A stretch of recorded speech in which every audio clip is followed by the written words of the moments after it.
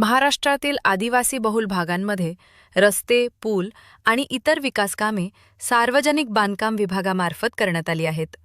ठेकेदारांच्या म्हणण्यानुसार डिसेंबर 2024 पर्यंत सुमारे 12,000 कोटी रुपयांची विकासकामे पूर्ण करण्यात आली.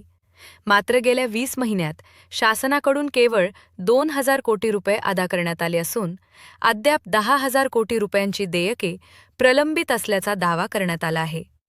ठेकेदारांचे म्हणणे आहे की ही कामे पूर्ण करण्यासाठी अनेकांनी स्वतःची जमापुंजी खर्च केली, बँका आणि खासगी सावकारांकडून कर्ज घेतले, तसेच नातेवाईकांकडूनही आर्थिक मदत घेतली. मात्र वेळेवर देयके न मिळाल्यामुळे अनेक ठेकेदार आर्थिक संकटात सापडले असून त्यांची सामाजिक प्रतिष्ठाही धोक्यात आली आहे. प्रलंबित देयकांमुळे काही ठेकेदार मानसिक तणावाखाली गेले असून काहींनी आत्महत्या केल्याचाही उल्लेख या निवेदनात करण्यात आला आहे. यापूर्वी शासनाकडे वारंवार निवेदने, पत्रव्यवहार आणि आंदोलने करूनही कोणतीही ठोस दखल घेतली गेली नसल्याचा आरोप ठेकेदार संघटनांनी केला आहे. यामुळे सर्व ठेकेदार संघटनांनी एकत्र येत शासनाला 15 ऑगस्टपर्यंत निधी उपलब्ध करून देण्याची अंतिम मुदत दिली आहे. अन्यथा 18 ऑगस्ट 2026 पासून मुंबईतील आझाद मैदानावर बेमुदत तीव्र आंदोलन सुरू करण्यात येईल, असा इशारा प्रसिद्धीपत्रकातून देण्यात आला आहे.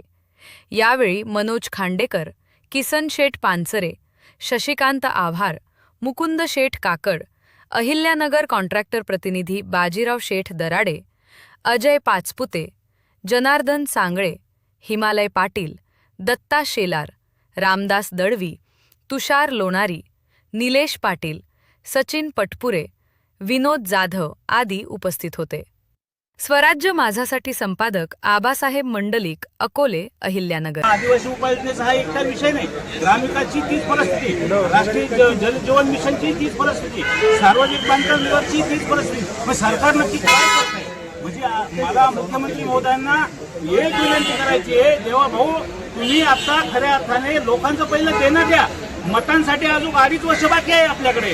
मग आपण लाडक्या बहिणीला वाटू, लाडक्या भावांना वाटू, परंतु आज ही लोक रस्त्यावर आलेली आहे. यांचं घरदार तोडून आज बँका त्यांची निलाव वाढताय. आणि ह्या परिस्थितीमध्ये जर तुम्ही आपल्या सुशिक्षित बेरोजगार आणि बांधवांना जर वाचू शकत नसाल तर तुमच्या सरकारची मला वाटतं काहीच गरज नाही. आणि म्हणून 18 तारखे जर 15 तारखे बसवायचा जर निर्णय झाला नाही तर 18 तारखेला आझाद मैदानावरती या सरकारला नक्कीच उत्तर द्यावं लागेल. आणि राज्यभरामधून सगळी आमची बंधू भगिनी येते आणि सरकारला जा विचारेल, आमचं देणं द्या. हे मंत्रालय सुद्धा चालून देणार नाही. ह्या रस्त्यावरती हे 18 तारखेपासून बेमुदत उपोषण आम्ही इथं पुकारणार आहे. एवढाच आम्ही आज मंत्री महोदयांना एकदम सामंजस्यपणे सांगितलेलं आहे. तुमच्या लेवलला आदिवासी मंत्री महोदय हा निर्णय होत नसेल तर मुख्यमंत्र्यांना बसा, तुमची राज्य मंत्रिमंडळाची विशेष बैठक बोलवा. परंतु ह्या लोकांना आज बँका दारात बसल्या, परंतु सहन करणार किती? मग शेवटी प्रतिष्ठेला जपतो म्हणून आम्ही आज रस्त्यावर आलो नाही, पण आज आम्ही रस्त्यावर आलोय. आणि रस्त्यावर आल्यानंतर सरकारला सुद्धा याचं उत्तर 18 तारखेला भेटेल. म्हणून 18 तारखेची वेळ बघू नका. तुम्ही ह्या लोकांना अजून रस्त्यावरती आणू नका. हा जर माणूस रस्त्यावर आला तर तुमच्या आदिवासी विभागात नाही तर महाराष्ट्रामध्ये सगळे जे आमदार आहे हे आमच्यामुळे निवडून आलेले आहे, आमच्या पैशावर निवडून आलेले आणि आमच्या पैशावर जगतात. हे सुद्धा तुम्ही भान ठेवा आणि निर्णय घ्या.